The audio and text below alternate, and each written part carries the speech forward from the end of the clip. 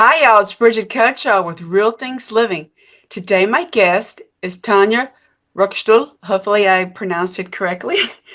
She is a therapist in Seattle, and she just wrote a book, How to Be Human and Not an Asshole. I love that. Can you say hi, Tanya? Hi, everybody. So good to be on your podcast. Thanks so much for having me, Bridget. I appreciate it, Tanya. I love your sense of humor. We were talking, guys, chatting before we hit record. Just got to get the vibe and get to know each other. And I'm always curious on the path that people take. Did you start off wanting to be a therapist, Tanya? You know what? I think I had about 50 different things that I wanted to be growing up. But one of the things that was true through all of them is that I was the one my friends would come to get the perspective on when they were struggling. And so, I wanted to be an artist. I wanted to be a poet. I wanted to own a pet store. I wanted to, blah, blah, blah, be an actor. But through it all, what I found true for me is that I got so much meaning out of helping people think about their choices and their situations and their relationships. And my father was a business owner. And I remember one of the things that I learned as a child is that I could call a meeting among my friends. Like if something was going on and there was conflict, I would say, I'm calling a meeting, and everybody would come over, and it felt so non-optional for everybody. And it was like, woo, this is so exciting. And I think that people trusted that I was trying to help. And I think that I had just the right combination of curiosity and arrogance to believe that I could help. And that's continued. I I like that. Curiosity is so important, and because you were being authentic, people you built that trust with everybody. That's why they trusted you, Tanya. You had that vibe that they probably needed and wanted. And I love that how you created. You're like doing a presentation.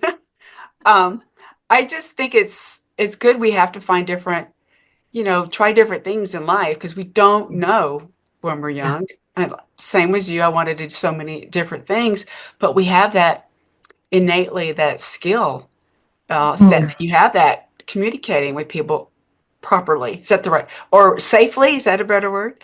Um, Well, I mean, I think probably not properly because I'm pretty improper. right. So what I'm saying, safe. They feel safe with you, right? I know what you're saying, and you've Yeah. learned, Yeah. and for some reason, I mean, that it stuck with you over the years. Mhm. Yeah. And the motivation specifically for the book is that in my many years as a psychotherapist, I've come to see social skills as this massively exponential factor in terms of what makes life harder and what makes life easier. So, social isolation, whatever you're facing, whatever challenges you have, if additionally you're in social isolation, you are you are literally and emotionally alone with your problem, and you don't have the wisdom of the tribe. Human beings evolved living in tribes. We are used to having 12 to 25 kinship network people who we could consistently turn to get advice, experience, ideas from. And we now live in these little nuclear families, and even more challenging, people living in adulthood alone, unpartnered, no children, no pets, where they're, telecommuting oftentimes, and the level of time alone with oneself can become such an enormous burden because we're not meant to solve the big problems of life by ourselves and through our own little brains. I believe we're meant to be part of a hive or a tribe where we can say, hey, there's this portion of reality that I'm good at, and there's this much rounder reality that I am anywhere from not good at to really actively bad at. And other people hold other portions of competence. I like that. It was making me think a lot of women, for some reason, I think we try to do it all ourselves because we're very caring now, instinctively. And I'm guilty too, in the past of trying to do everything myself. And Yeah. it's, it's very good to hear you say that because we are, it causes so much stress too, probably. And that affects your mental health, Mhm. does affect your body, is my understanding. Absolutely. And to your point about gender, I think one of the things that we as women specifically suffer from is having a lot of shame around the things that we feel like we're like not good enough at. Women have a higher level of imposter syndrome at work. Women have a harder time negotiating for raises or feeling like they're worth being paid for what they do. And so I think that there's a lot of um, specific challenges that we as women have around feeling like we are enough. Correct. And we sometimes we just do it and don't think about. I know. I think that's just a mom thing in us. I shouldn't say the mother in us. Excuse me.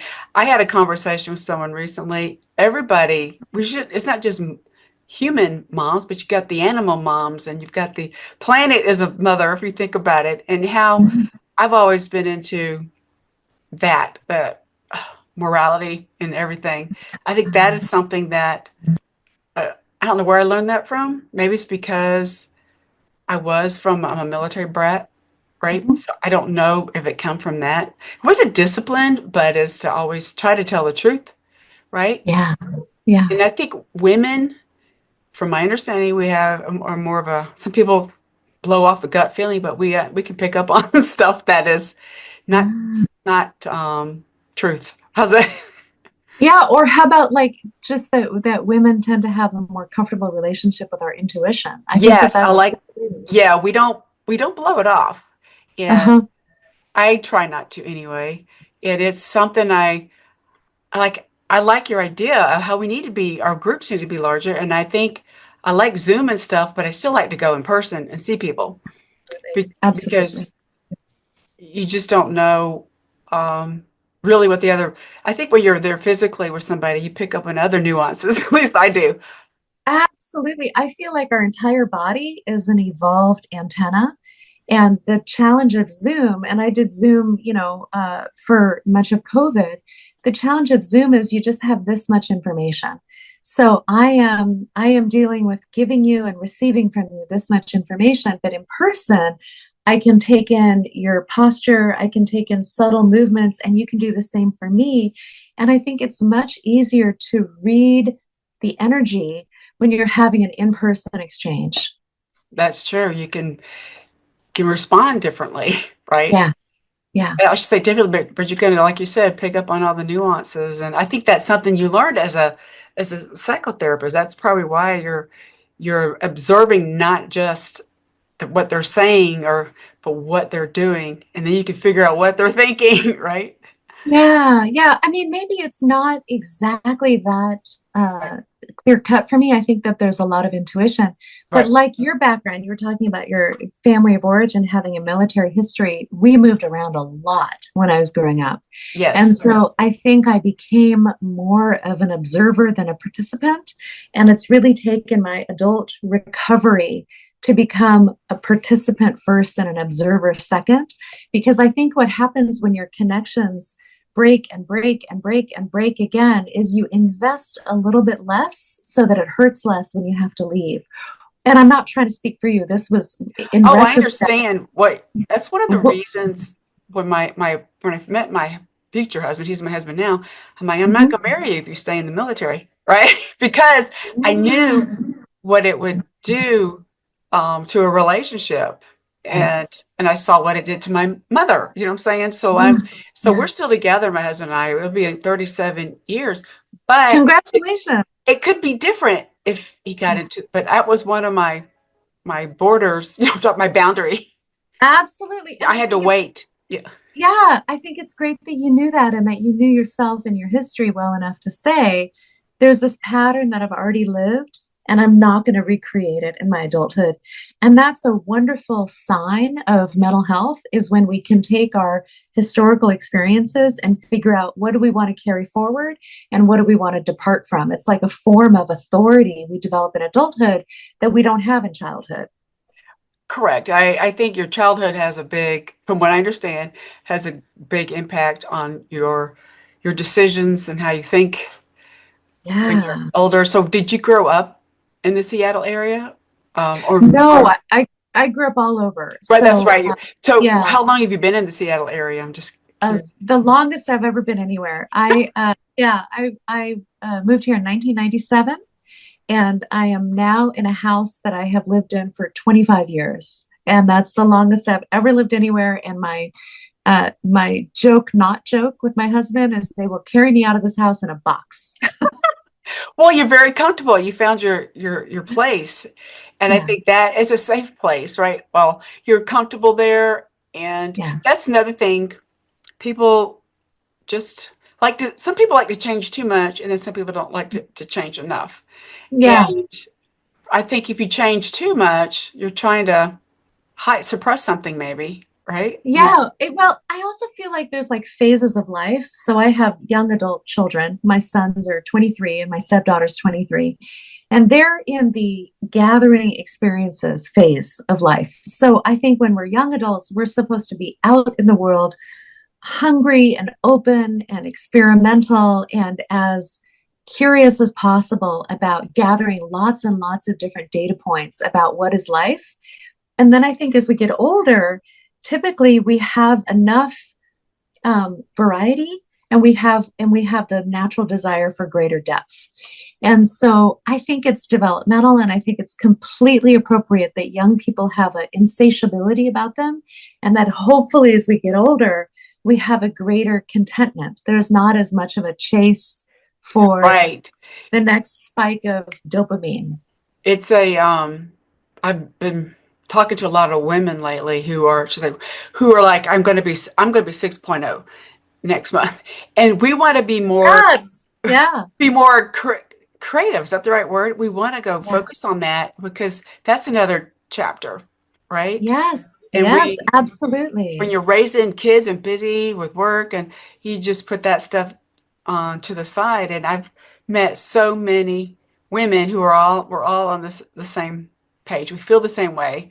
And Yeah. it's one woman said life just started for her at 60. I thought that was awesome. Love She's that. taken I like the positive aspect.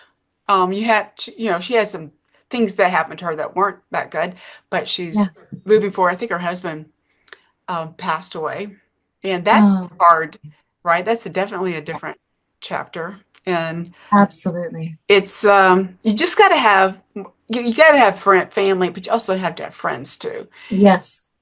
And I like during COVID, this is when I started doing more videos, Uh-huh. podcast, Yeah. because I wanted to see faces, Hmm. and I was never afraid of that. But for some reason, podcasting has evolved a lot too. And I think in the It's beginning it was such a just big deal audio. now. Yeah. Yeah, podcasting is such a big deal now, and I listen to a ton of podcasts, and I know that it's enormously influential in the world in terms of how people get their information and learn and are entertained, and yeah, it's a big deal. It is. And I can't believe I'm doing this still 6 years later, but it was Awesome. something that I was inspired to do it. And I'm like, Mhm. okay, so I got the simple tools and the reason I'm still with it is because it was recommended. Keep it simple. Because Yeah. if you make it too complicated, I don't have all these fancy, um, what's the word, events on there. It's just keep Uh-huh. otherwise that can push people away and scare people. Um, Also, it's managerially a nightmare. It's like our life, the more complicated, I have a very complicated garden. And right, I right, love my garden, and it is a part-time job to keep that puppy alive. And it's like, I imagine for you with podcasting, keeping it simple means that managerially, there's a shorter list of all of the things you must attend to. And when right. people are like, and I'm doing this live event, and I'm taking students for my blah blah, like people can create so many layers of work for themselves. And I like to, trust me, I like to stay busy. I think it's good for my brain. But then I've learned in the beginning, by the way, Tanya, I can record anytime, any day of the week. No, I had to like narrow it down again, Yeah. set some boundaries because I want to help people, but at the same time, Bridget needs to be okay, right? You understand? Totally. You have to care for yourself before you can give this service away. Right. And it's about kind of goes in line probably with your therapy about how to balance your sense of self. right? Absolutely. Can you like expand on that and like being empathetic? Absolutely. Well, I was thinking when you were saying balancing your sense of self, I was thinking of the tension between in any relationship, there is how do I hold on to who I am? And how do I also make space for who you are, which is different than me? And both of these things being equally important. So, whether we're talking about a marriage or a good friendship or even being good neighbors, it's really about how do people hold the weight. I am not more important than you, and also I am not less important than you. Right. We're all basically the same and we have different passions and skill sets that we need to focus on. And I still think it's still good to learn new things. And Yeah, I think that's great. okay, but you shouldn't make it unless you really are passionate about it, continue. I've just again goes back to the woman in her 60s. She's back into singing and performing again. I could just that's Awesome.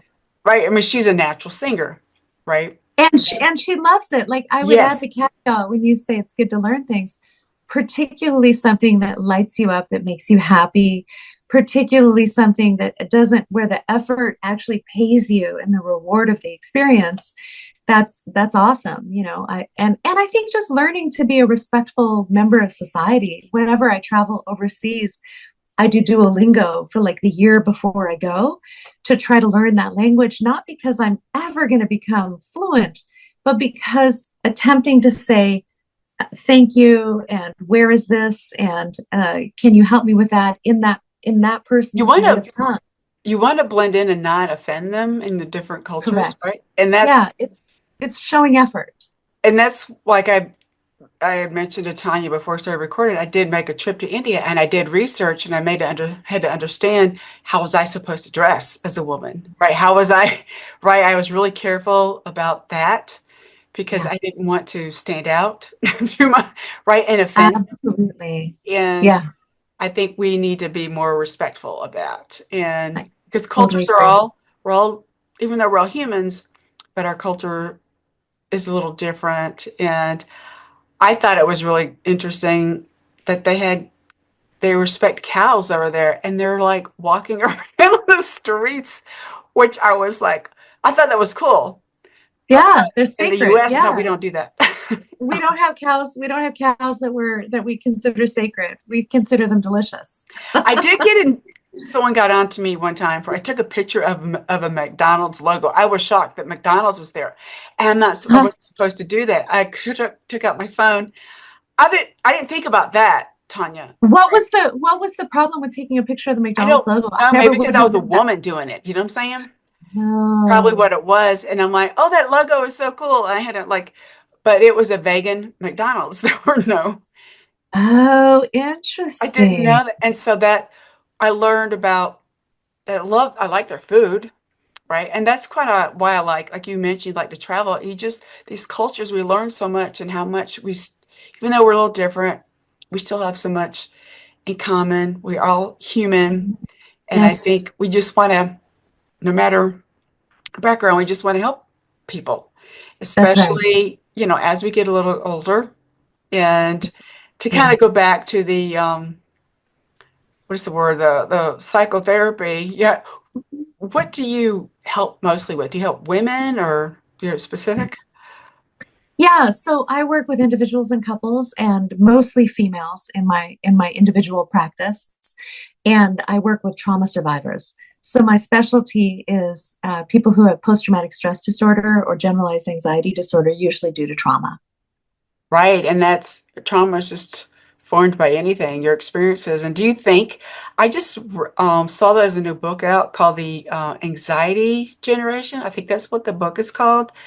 Is that, Yeah, do you, since you work with families, do you see higher levels of stress from all this tech probably?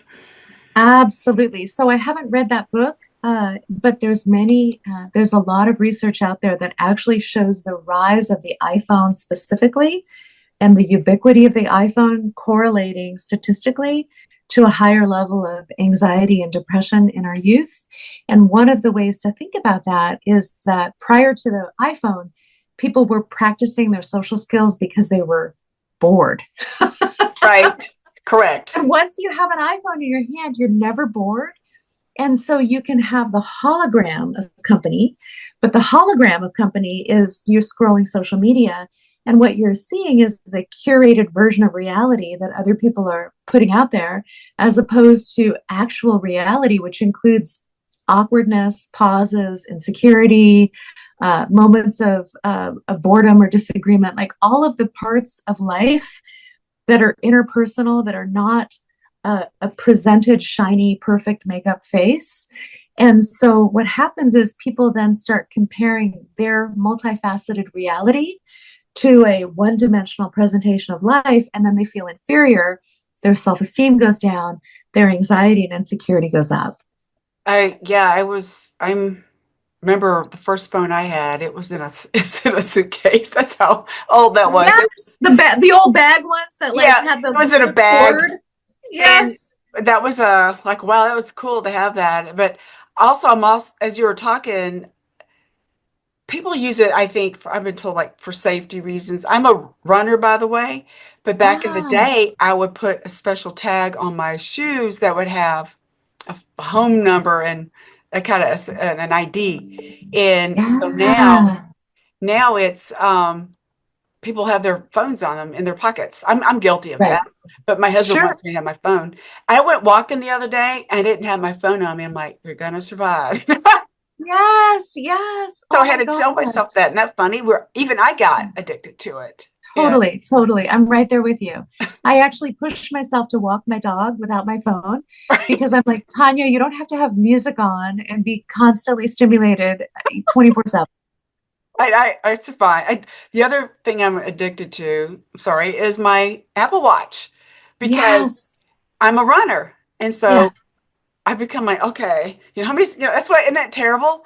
And Totally. I totally relate to that, Bridget. Yeah. I'm right here with my Apple Watch on, and I feel like if I exercise and I don't have my watch on, it somehow doesn't count. And I have to like tell myself, you're still burning calories just because your it's watch doesn't exactly go. Still burning calories. the only positive aspect of it, it will remind you, right? Yeah. And but Get up and move. I set some of those things, turned them off because I'm like, stop. Like I'll Yes. get it sometimes. You need to stand. I'm like, I've been standing. Why are you telling me to stand? Right, right. Quit nagging me, watch. But but again, it has helped remind me to get up. And Yeah, we're from a excuse me, our generation compared to the younger. We were outside and free roamer. I think all the time. we need to get it in, and I want them to interact more. My kids are like mine are older Yeah. in their 20s, and I'm a believer of based on what I saw them doing, they weren't allowed to get on Facebook. Right. Mhm. I had to open up a Facebook account for them to have one. They probably had some other fake stuff, Tanya. I didn't know any Sure, better. I'm sure. But I was just I was worried about my instinct. I was worried about them getting connected to someone that was not going to be good for them. And Absolutely, absolutely. Yeah, the standards of um the standards of protection are so different in the virtual world versus in the in-person world. I remember when my sons were in elementary school, I had an experience where we didn't allow first-person shooter games for our children. And my boys went to a birthday party and they were young. I want to say like second grade. And the birthday party consisted of playing Halo, which is an extremely violent first person shooter game. And I just thought, wow, that's not even something that I thought to screen, to say, what's going to be happening at this party. And I would have been the killjoy mom who says, like, that's not, our kids are 7 years old. My kids won't be able to go to this party. But I think that these are things that I hadn't thought to think about because I hadn't thought any parent would let their 7-year-old child play such a violent game. I've also noticed, or someone told me their nephew they just give their daughter, the nephew's daughter, just an iPad. She's like 3 or 4. Oh, I don't think that's good. Sorry. yeah, with no parental controls on it. Correct. But that to me, the kid is not being focused on the surroundings and interacting. That's Yeah. how I see it, I think we just need to be cognizant because you're Yeah. less likely. I mean, she could be looking at and walking and fall and hurt herself. That's kind of how I see it. Absolutely. Yeah, it's almost like a different version of a pacifier. When my kids were little, there was a lot of conversation and consciousness around, do you give your babies a pacifier? Because if you do, you're Yes, going to then have to wean them off the pacifier. And with the iPad or with the screens, there really is no weaning. Like we have to consciously say to ourselves as an adult, I'm not going to look at my phone for 2 hours, or I'm not going to, whatever. I'm not going to be on a screen tonight. I'm going to read a book. And so I do think that it's so seductive when we are overwhelmed and exhausted parents to put our kids on a screen, and it's also really important to have some parameters, whatever the parent feels like are appropriate around that screen time. correct. I'm just grateful that my sons didn't have that when they were, I mean, they Yeah, had, I forgot what, the Nintendo or something, but that was only allowed in our living room, you know. right. We And had, you could see when they were doing it. yes, Yeah, yeah, exactly. And we had a habit of, I thought it was important. My husband helped me, wasn't just me. We read books to them at night at bedtime. I love that. And so Yeah, that's we why did I the thought, same. I think make it helps grow the curiosity part of the Yeah, brain and like think differently. That's just, I just wanted them to be curious and also just look at different things, different perspectives in life. I think that is just so helps them be more empathetic, right? yes, yeah. And also reading to our kids when they're little helps them unconsciously put together being loved and being read to, and it gives them a love of learning. Right. Part of the challenge of the schools saying, you have to make your kid read 20 minutes a day. I always would say to the school, actually, when my kids were in elementary school, I'm going to read to them 20 minutes a day Correct. because I want them to feel like reading is a treat and not that reading is a chore. And Right. and to your point about empathy, one of the points that I make in my book is that reading novels, reading fiction actually is shown to build empathy. And in fact, some of the medical schools are now assigning novels to their student doctors in order to build their empathy because in the process of reading a novel, you imagine a reality that exists inside of another person or inside of a fictional creature, and you develop the experience of being able to relate to a reality that's different than your own. So I think reading is a huge part of empathy building. It is a bit, it connects to your feelings. And I think there's like books that are turned into movies. I have a shirt that says the book was better because I think the Ah, the book is a little bit better because you are imagining it like you read yes, rather than what's because usually the movies or whatever they're it's totally different. They change the story. So that is totally. so cool. I didn't know that they did that in school. Do you know specific authors that they or fictional writers they had them read? Yeah, I can't tell you specifically, but I can say that in my book, one of the things that I did was I list a number of books that I recommend for specifically for empathy building because they're wildly disparate in terms of culture, socioeconomic status, gender, life experience, points in history. And I think that's the sort of orientation that people who are trying to build empathy would ideally take is what am I? What do I know? And then how do I move outside of that and seek books, seek novels, and seek really well written novels that offer you a totally different life experience. I love that. I like how you're embracing the fiction side. And so what prompted you to write your book? I like, obviously you understand how important it is. So what prompted you to do your writing? Yeah, so what a great question. Thank you for it. I've been writing a mental health blog for many, many years, and an author gave me feedback recently saying, you should really turn these into a book. And initially I was like, oh, I can't do that. And then I was like, why not? So I decided that I would go through 18 years of blogging and come up with what I felt like were my best little blogs and turn them into chapters, rewrite them so that they're not limited to that time in history per se, although there are some references that are historically political and about COVID and all of that kind of stuff. Um, But really, what I wanted was to really take some time and put together a philosophy of interaction that could help people feel more confident and more generous. And also check themselves around, we all have a PR agency in our brain that tells us I'm right and you're wrong if you and I disagree. And I want people to know that so that they can challenge their PR agency in their brain. Oh, I love that. We have to challenge ourselves. And Yeah. I I love that you have a list of books in there. See, it right in Bridget's brain's like, ooh, I've got to go look at that. Because I've always embraced being curious, because that's how we learn, that's how we find solutions. That's because we're all different, every situation. There's just not a, like in the medical field, I think they're learning too. There's just not a one solution for everybody. Absolutely. Absolutely. And it's not like, I also believe that if we're challenged, it's always good to take a multi-prong approach because there's very few situations like, oh, I have an infection on a cut and I'm going to put some antibiotic on it and then it'll get better. Like on a very simple biological level, sometimes one solution will work. But on the huge interpersonal, chaotic smorgasbord that is society, it is a much more multi-layered situation. And there is, what is the capacity that I can bring to an interpersonal situation?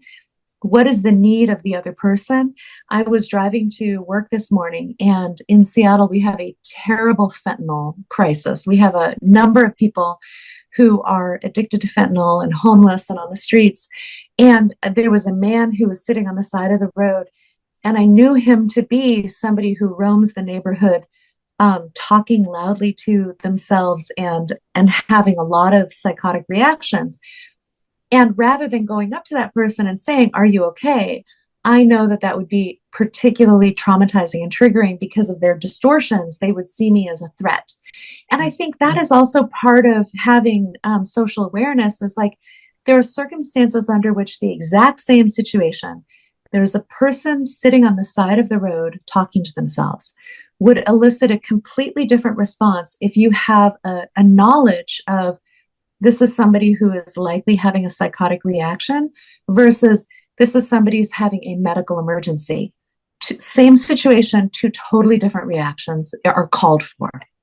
Right. I like how you're doing that. And you have a lot of compassion to help people. And I think that's something that we need to be more open about because some people, they hide, I don't know, they're afraid to express that. But you understand it because you're dealing with this for many, many years. Yeah. I just love how you're helping people. I've noticed too, there's more people, or maybe I'm just noticing it, becoming therapists and, psychotherapists. It seems to be a Mhm. field that we need to grow. Yeah.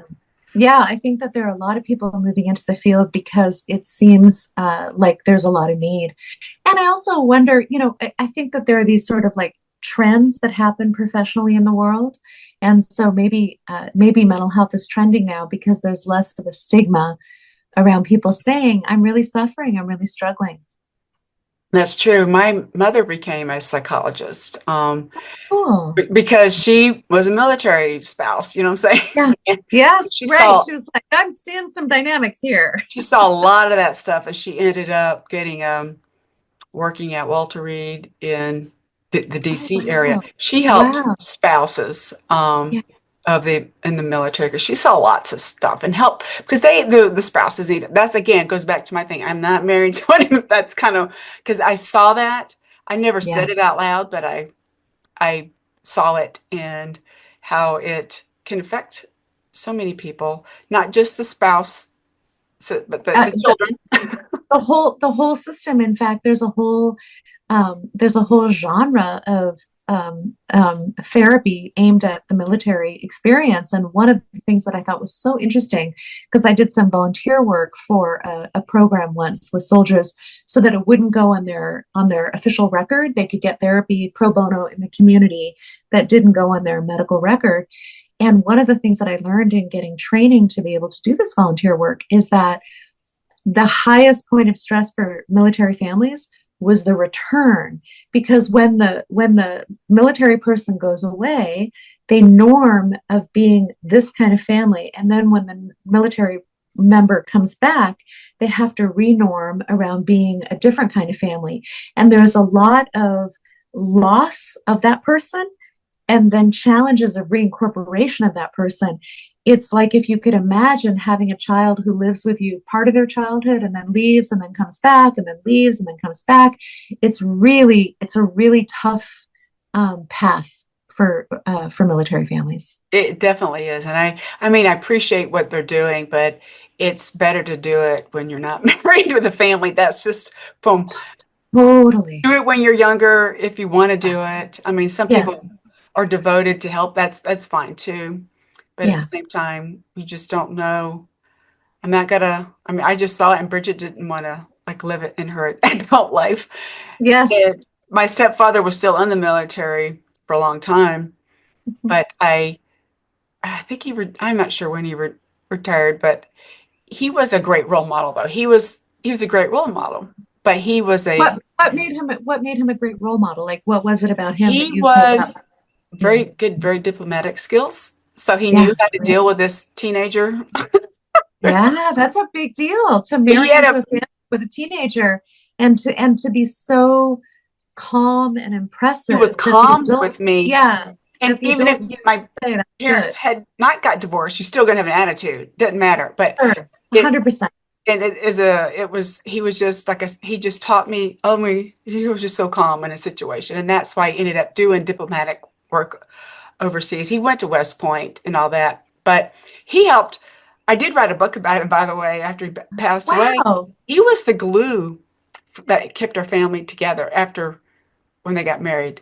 And is that Wow. the right word? I called it Yeah. the glue because my mom it was traumatic for her. Yeah. You know, she had these kids and then, but he helped her. He gave her confidence. And then he gave this Mhm. teenager named Bridget some confidence.